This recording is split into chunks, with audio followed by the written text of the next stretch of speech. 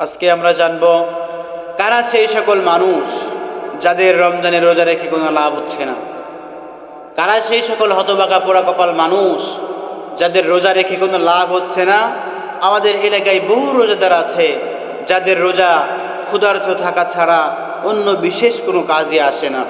আমরা যেন সেই হতভাগা পোড়া কপাল মানুষদের কাতারে সামিল না হই। প্রিয় ভাইরা আমার, এই রমজান মাস পাওয়ার পরও যদি আপনি আপনার জীবনের গুনাহকে মোচন করে না নিতে পারেন, আপনার জীবনের সমস্ত ময়লা আবর্জনাকে ধুয়ে মুছে নিয়ে পরিষ্কার পরিচ্ছন্ন হতে না পারেন, আপনি যদি আল্লাহকে নিরিবিলি একাকী না বলতে পারেন, তাহলে আল্লাহর সাথে যদি আপনি কথা বলতে না পারেন, তবে আপনার এই সুযোগ সামনে বছর আর আসবে বলে আমি মনে করি না। আপনি আজ যে সামনের সময় পাবেন, এই সুযোগের কথা আমি আপনাকে আমার বুঝে আসে না যে আপনি সামনে রমজান পর্যন্ত বেঁচে থাকবেন, এই আশা আমি করতে পারি না। সম্মানিত প্রিয় ভাইয়েরা আমার, রমজান পেয়েছেন, জীবনের গুনাহকে মোচন করে নেবেন, এটাই রমজানের চাওয়া। রমজান এসেছে আমাকে আপনাকে পরিষ্কার করার জন্য, আবর্জনা মুক্ত জীবন পরিচালনা করার জন্য। এমন কিছু রোজাদার আছে যাদের রোজা রাখাই হয় কিন্তু আল্লাহর দরবারে কোনো কাজে আসে না।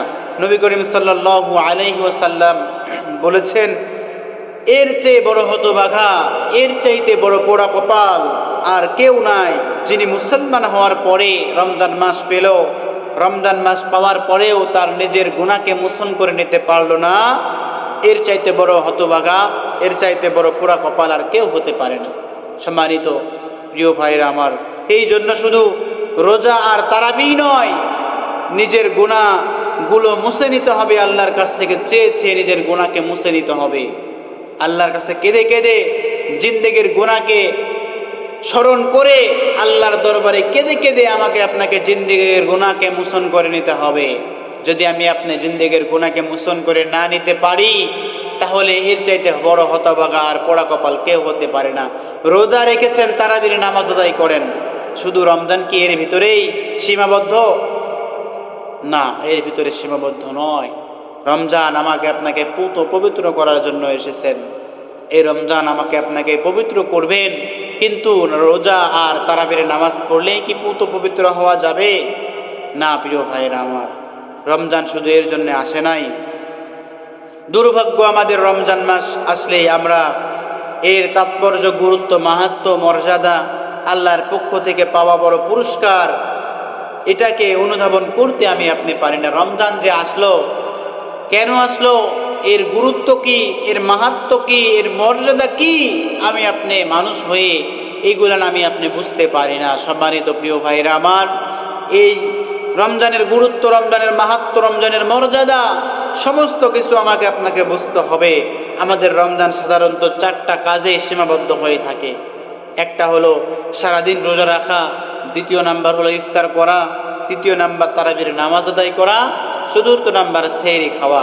এই 4টা বিষয়ের ওপরে কিন্তু আমার আপনার রমজান সীমাবদ্ধ হয়ে থাকে। আসলে মনে করি যে এই 4টাই মনে হয় রোজার অংশ, আসলে কিন্তু তা নয়। সম্মানিত প্রিয় ভাইয়েরা আমার, অথচ এই 4টা জিনিসের ভিতরে সীমাবদ্ধ কখনো হতে পারে না। রমজান এসেছে আমাদের সারা বছরের ঘাটতি পূরণের জন্য। একটি বছর যতটুকু ঘাটতি হয়েছিল আমার আপনার ইবাদত বান্দেগীর, এই ইবাদত বান্দেগীগুলোকে ঘাটতি পূরণ করার জন্য এই রমজান মাস এসেছে।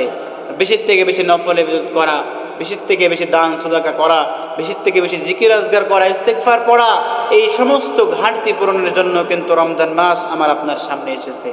সারা বছর যেই পাপ আমি আপনি করেছি, সারা বছর যেই গুনাহগুলো আমার দ্বারা হয়েছে, এই গুনাহ মোচন করার দারুণ একটি সুযোগ হলো এই রমজান মাস। রমজান মাস যখনই চলে যাবে এই সুযোগ আপনি হাতছাড়া করবেন। এই রমজান মাস জান্নাত প্রত্যাশী ইমানদার মানুষদের জন্য নেক আমলের সময়। যারা ইমানদার হবে, জান্নাতি মানুষ হবে, তাদের জন্য এই রমজান মাস হলো এক মহা সুযোগ। মুমিন কখনো সুযোগ হাতছাড়া করে না। আপনি যদি নিজেকে মুমিন দাবি করেন, তাহলে আপনি এই সুযোগ কেন হাতছাড়া করছেন প্রিয় ভাই? কেন আপনার সীমাবদ্ধ হচ্ছে ইফতার, রোজা, সাহারি, তারাবির ভিতরে আপনি কেন সীমাবদ্ধ থাকছেন? আপনার কেন গুনাহ মোচন করে নিতে মন চাইছে না? আপনি কেন আল্লাহর কাছে চাচ্ছেন না প্রিয় ভাই? আল্লাহর কাছে চাইতে হবে। আল্লাহ আমাদেরকে এই মাসে সর্বোচ্চ সৎ ব্যবহার করার তৌফিক দান করুন। সকলে বলুন আল্লাহুম্মা আমিন। এই মাসে আমাদের যথাযথভাবে দায়িত্ব হচ্ছে সিয়াম পালন করা, রোজা রাখা। আমাদের এটা সবার দায়িত্ব, কারণ এই মাসের প্রধান কাজই হচ্ছে রোজা রাখা। এই রমজান মাসের প্রধান যে কাজ, এই কাজটি হচ্ছে কি? রোজা রাখা। রোজা আমাদের বিভিন্ন রকম পাপ থেকে বিরত রাখবে, বিভিন্ন রকম খারাপ নির্দেশ, বিভিন্ন রকম খারাপ কাজ থেকে আমাদেরকে এই রোজা দূরে রাখবে। রোজা থেকে আমরা বিভিন্ন রকম খারাপ কাজ থেকে বিরত থেকে জান্নাতকে হাসিল করে নিতে আমি আপনি পারবো। এই রমজান মাসে যদি আমি আপনি আল্লাহকে সন্তুষ্টি করার জন্য রমজানের রোজা রাখি, আল্লাহ রাব্বুল আলামিন তাহলে আমাকে আপনাকে নিজের জিম্মায় রাইহান নামক জান্নাতের ভিতরে সরাসরি প্রবেশ করাবেন। বলেন সুবহানাল্লাহ। তাহলে এই রোজা আমাদের বেশি কার্যকরী হবে আমি আপনি যদি নিজের রোজাকে জান্নাতকে হাসিল করার উদ্দেশ্যে রোজা রাখতে পারি, আল্লাহর ভয়ে যদি রোজা রাখতে পারি, তাহলে কিন্তু আমার আপনার এই রোজা বেশি কার্যকারী হবে। আর এই জন্য সিয়াম থেকে সকল প্রকার পাপ থেকে আমি আপনি বেঁচে থাকবো। রোজা রাখবো, সকল প্রকার পাপ থেকে বেঁচে থাকবো। এটা হলো আমাদের প্রত্যেকের একটি অন্যতম একটি দায়িত্ব, কর্তব্য। যদি আমি আপনি না পারি, তাহলে আমার আপনার রোজা রেখে কোনো কাজে আসবে না। এমন কিছু মানুষ আছে যাদের রোজা রাখাই হয়, আল্লাহর দরবারে গ্রহণযোগ্য হয় না। নবী করিম সাল্লাল্লাহু আলাইহি ওয়াসাল্লাম বলেছেন, অনেক রোজাদার আছে, বহু রোজাদার আছে যাদের রোজা ক্ষুধার্ত থাকা ছাড়া আর বিশেষ কোনো কাজে আসে না। অনেক রোজাদার আছে শুধু সারাদিন অনাহার থাকা হয়, আল্লাহর দরবারে কোনো কাজে আসে না। আমরা যেন সেই হতভাগা, সেই পোড়া কপাল মানুষদের কাতারে সামিল না হই। সকলে বলুন আল্লাহুম্মা আমিন। প্রিয় ভাইরা আমার, এই জন্যই মুখ দ্বারা গীবত, মিথ্যা কথা, পরনিন্দা, ঝগড়া, বিবাদ, সকল প্রকার নিষিদ্ধ কাজ থেকে আমি আপনি এই রমজান মাসে বিরত থাকবো। আল্লাহ রাব্বুল আলামিন এই সেই তৌফিক আমাদের প্রত্যেককে দান করুন। সকলে আরো একবার বলুন আল্লাহুম্মা আমিন। হাত দিয়ে, পা দিয়ে, সমস্ত অঙ্গ প্রত্যঙ্গ দিয়ে আমরা যেন সকল প্রকার পাপ থেকে বিরত থাকবো। এটা হলো আমাদের রমজানের অন্যতম একটি পদক্ষেপ। রমজান থেকে শিক্ষা নিয়ে বাকি 11টি মাসও যেন আমরা চলতে পারি। এগুলো যদি আমরা করতে পারি, তাহলে রমজানের রোজা আমাদের জন্য সার্থক হবে ইনশাআল্লাহ। আল্লাহ আমাদের সবাইকে সকল প্রকার গুনাহ থেকে বেঁচে থাকার, সকল প্রকার অশ্লীল বেহায়াপনা কাজ থেকে বেঁচে থাকার মতো সেই তৌফিক আমাদের প্রত্যেককে দান করুন। সকলে বলুন আল্লাহুম্মা আমিন। রমজান মাসের রোজা যে উদ্দেশ্য, সেই উদ্দেশ্যটা হলো তাকওয়া অর্জন করা। সেটা হাসিল হওয়ার জন্য সকল প্রকার গুনাহ, সকল প্রকার পাপ থেকে আমাকে আপনাকে মুক্ত থাকতে হবে। এটাই হলো রমজানের অন্যতম একটি পদক্ষেপ। এই পদক্ষেপ যদি আমি আপনি গ্রহণ করতে পারি, তবেই কিন্তু আমি আপনি রমজানের যেই মাহাত্ম্য, রমজানের যেই গুরুত্ব, রমজানের যে মর্যাদা, সেটা আমি আপনি অর্জন করতে পারবো। ইফতারের সময় দোয়া কবুল হয়ে থাকে। আমরা চোখের পানি ফেলে ফেলে আল্লাহর কাছে চাবো, রব্বানা যালামনা আনফুসানা ওয়া ইল্লাম তাগফির লানা ওয়া তারহামনা লানাকুনান্না মিনাল খাসিরিন। ওগো আল্লাহ, নিজের প্রতি জুলুম করেছি, অত্যাচার করেছি, তুমি তো রহমান, তুমি তো গফফার, তুমি জিন্দেগির সমস্ত গুনাহগুলিকে মাফ করে দাও। আমার আল্লাহ রাব্বুল আলামিন ইফতারিকে সামনে নিয়ে দোয়া কবুল করে থাকেন, দোয়া করবেন, আল্লাহ রাব্বুল আলামিন কবুল করতে দেরি করবেন না। বলেন সুবহানাল্লাহ। সাহারি খেতে উঠে আমরা দোয়া করব, কারণ রমজান মাসে দোয়া কবুল হয়ে থাকে। যত বেশি দোয়া করবেন, আল্লাহ রাব্বুল আলামিন কখনো রাগ করবেন না। দুনিয়ার মানুষ একবার চাইলে, দুইবার চাইলে, তিনবার চাইলে রাগ করে, কিন্তু আল্লাহর কাছে আপনি যত বেশিবার চাইবেন, আল্লাহ রাব্বুল আলামিন কখনো মাফ করতে ভুলবেন না। রব্বুল আলামিন কখনো রাগ করবেন না, কারণ রব্বুল আলামিন চায় কখন আমার বান্দা আমার কাছ থেকে চাইবে, কখন আমার বান্দা আমার কাছ থেকে চাইবে যে আমি মাফ চাই, আমার ভুল হয়েছে, রব্বুল আলামিন তুমি আমাকে ক্ষমা করে দাও, তুমি আমাকে মাফ করে দাও। বান্দা কখন চাইবে? আমি আল্লাহ রব্বুল আলামিন জানিয়ে দিলাম, তোমরা যদি 1 বিঘত এগিয়ে আছো, আমি আল্লাহ রব্বুল আলামিন তোমাদের জন্য 2 বিঘত এগিয়ে যায়। তোমরা যদি 1 হাত এগিয়ে আসো আমার দিকে, আমি আল্লাহ রব্বুল আলামিন 2 হাত তোমাদের সামনে এগিয়ে যায়। তোমরা যদি হেঁটে হেঁটে আমি আল্লাহর দিকে আসো বান্দা, আমি আল্লাহ রব্বুল আলামিন তোমাদের দিকে দৌড়ায় যাই। বলেন সুবহানাল্লাহ। আল্লাহ রব্বুল আলামিন চাই আমার বান্দা কখন আমার কাছ থেকে মাফ চাইবে, কখন আমার কাছ থেকে বলবে, ওগো আল্লাহ আমার ভুল হয়েছে, মাফ করে দাও। আল্লাহ রব্বুল আলামিন সেই কথার দিকেই তাকিয়ে আছে।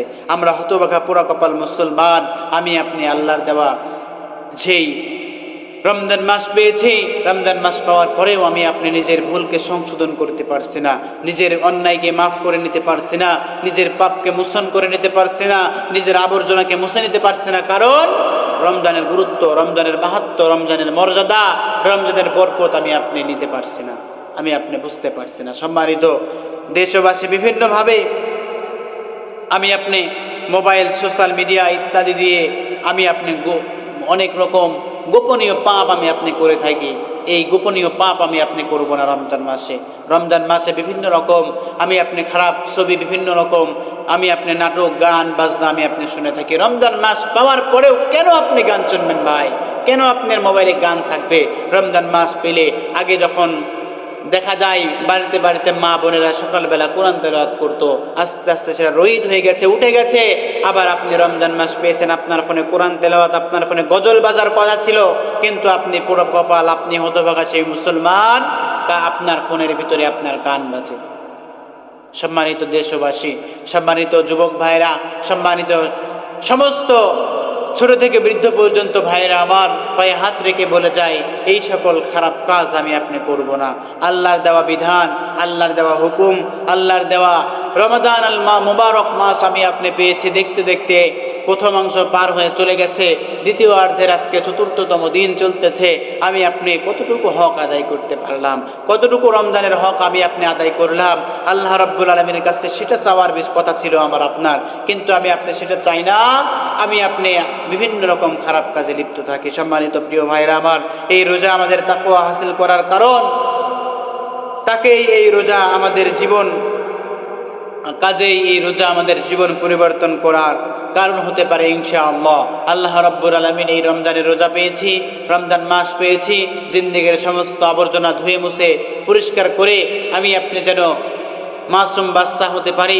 আল্লাহ রাব্বুল ইজ্জাত ওয়াল জালাল রমজানের মাহাত্ম্য, রমজানের গুরুত্ব, রমজানের মর্যাদা, রমজানের বরকত সমস্ত কিছু জেনে বুঝে আমাদের, যেভাবে রোজা রাখলে তুমি আল্লাহ খুশি হও, যেভাবে ইফতারি করলে তুমি আল্লাহ খুশি হবে, যেভাবে সাহারি, যেভাবে তারাবি পড়লে তুমি আল্লাহ খুশি হবে, সেইভাবে আমাদের সকলকে আদায় করার তৌফিক দান করুন। সকলে বলুন আল্লাহুম্মা আমিন। ওয়া আখির দাওয়ানা আনিল হামদুলিল্লাহি রাব্বিল আলামিন।